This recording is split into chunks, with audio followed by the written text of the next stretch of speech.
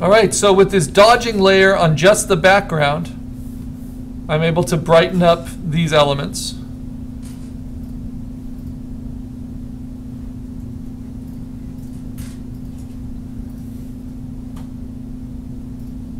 And if I push it,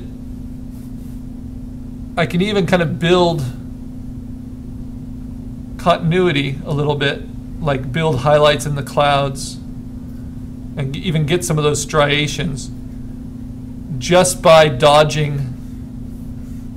This is extreme, but just by dodging the given exposures. You see that? That's not painting, it's bringing out the exposures that are already there. But the problem with dodging highlights like I'm doing right now is even at very low levels you get to bright white pretty quickly, and that is overexposed. So that's another reason I always do these dodging on another layer, because we tend to overdo things, and then I can just use opacity to scale it in.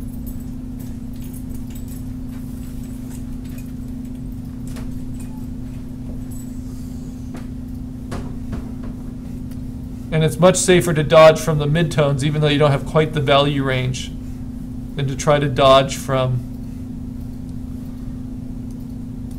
the highlights. So if I want to build in those striations in the sky and that variation, I just want to do it very gently in the midtones. Getting weaker and weaker as I go up with a bigger and bigger brush.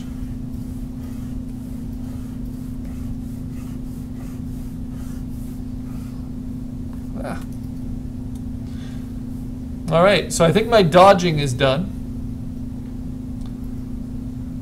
Brighten the horizon maybe just a tiny bit more. Remember, I don't need to worry about dodging behind him because he's on his own layer at the top here. You can see him dodged there, but that's not what this reference is. The reference is all about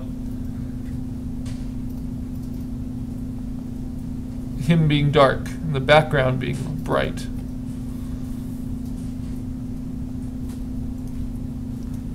Now if you overdo it, remember, you just take the opacity down.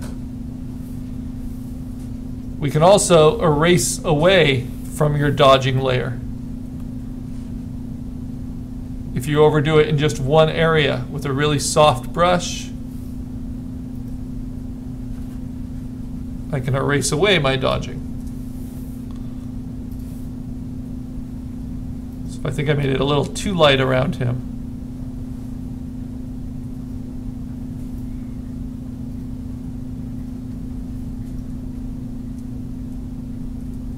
I can adjust that. Okay, now I created this new overlay layer in gray, which appears to do nothing. But then if I burn on that layer using the burn tool, I can darken. But this is for the background, not for my figure. So is there anything that needs to darken in the midtones? Well, I see these big kind of triangular sheets. So I'm going to go to the midtones and I'm going to just slightly darken kind of triangles coming in from the sides, especially in this background. Kind of fight against the horizontality of that horizon line. Make that peak show up a little bit better.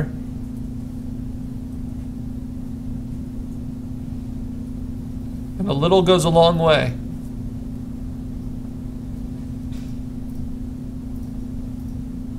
And this is only at an exposure of 13. And again, it's easy to overdo it, but that's why we do it on its own layer.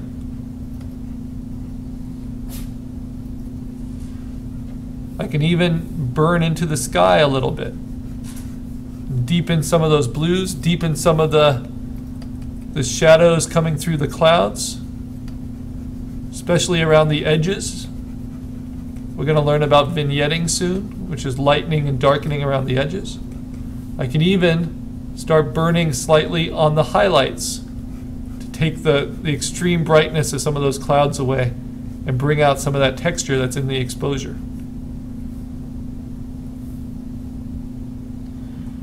Okay.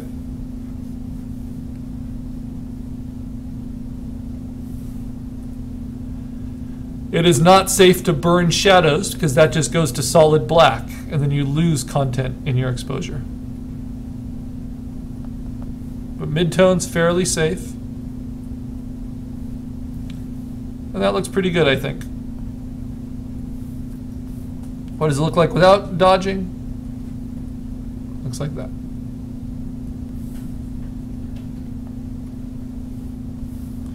Now, I overdid it a little, so I'm going to take it down by a few percentage points, and I overdid it here especially, and it's distracting. So I'm going to take my eraser at a low opacity, soft edge, and let the original exposure show through a little bit there. That's all there is to it.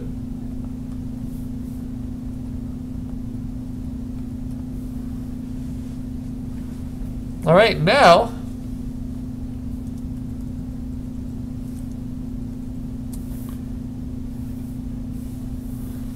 let's play with the foreground. First, with overall adjustments, levels, midtones first. Let's deepen them a little bit. Not so much that I lose content, but so as suggested by the painting, everything feels a little bit deeper in its lighting, like it's in shadow. I can even limit the highlights somewhat, because you'll notice the highlights are not very bright in the foreground here.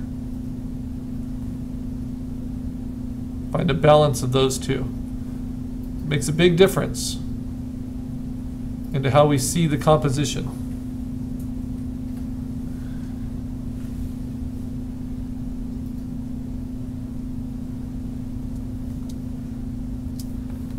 Okay, now I want to refine and cut him out.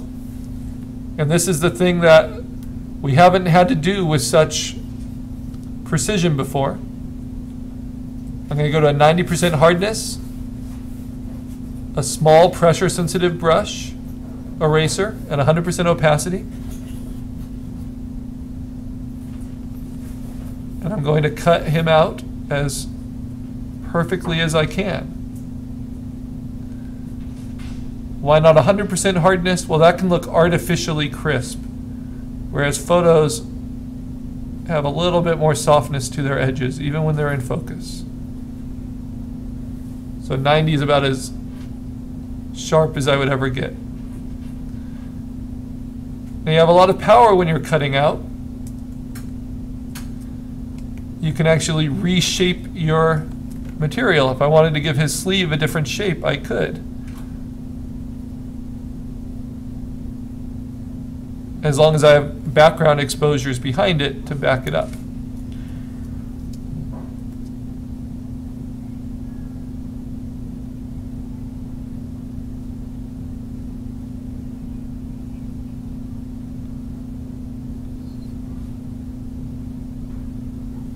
You want to do it carefully, and you want to work between zooming in and zooming out. Right? Because you can get lost pretty easily.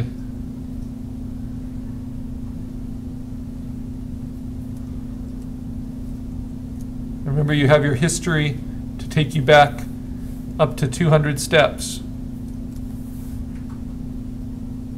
because each stroke is a different step.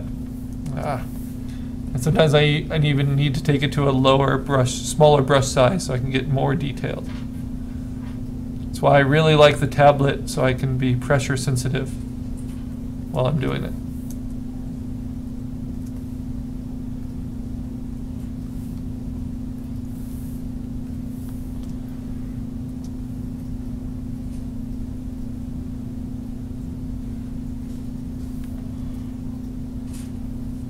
See, I went too far there. It looks like he's glowing.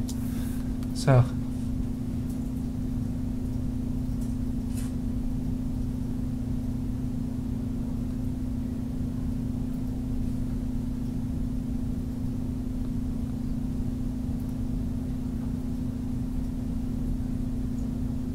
Now this is particularly tough when you have content in the background that you need to preserve, as I do. So what I mean by that is if I just had a flat background like I did with my last demo, it would be very easy. Computer's slowing down. It would be very easy to just replace the background. But with this,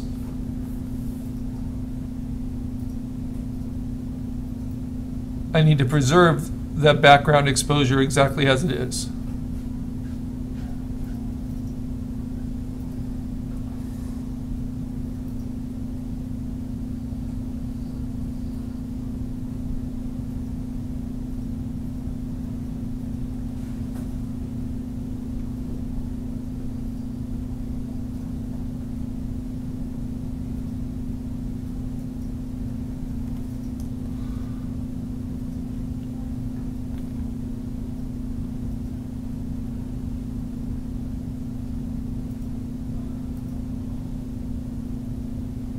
So if I go too deep in, I get to the what's underneath.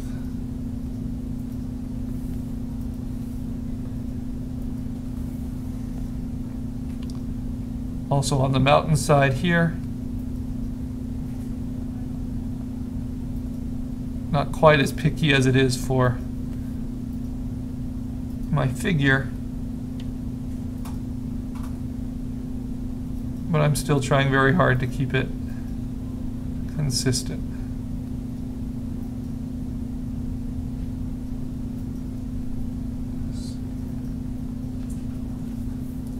So I really can't control the lighting separately on both sides.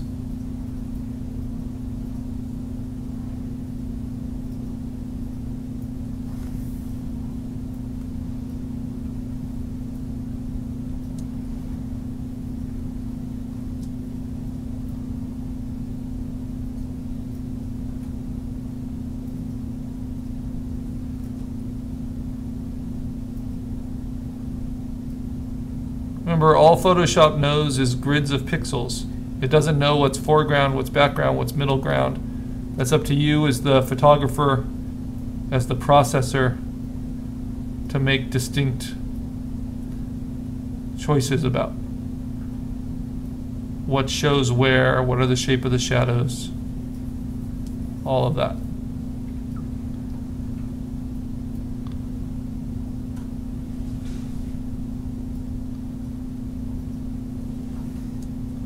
And we haven't gotten to color yet, but that's coming.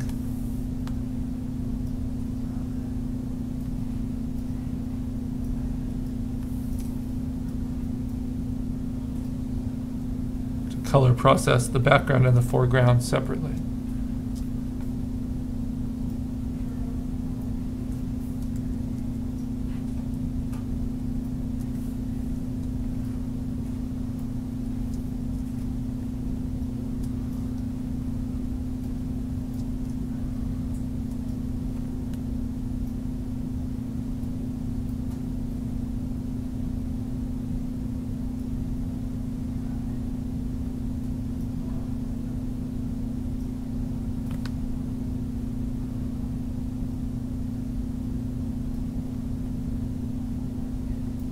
Once I'm finished cutting this out, then it's just dodging and burning my foreground to do spot treatments instead of the overall treatments I did with adjustments. And then it will be finished, just saving it.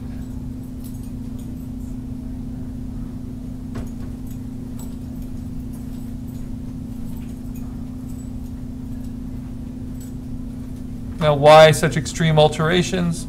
Because I wasn't able to match the lighting using the available natural light. But better to get too much lit than not enough. Just like it's better to get too much in focus than not enough in focus. So you have options when you're processing.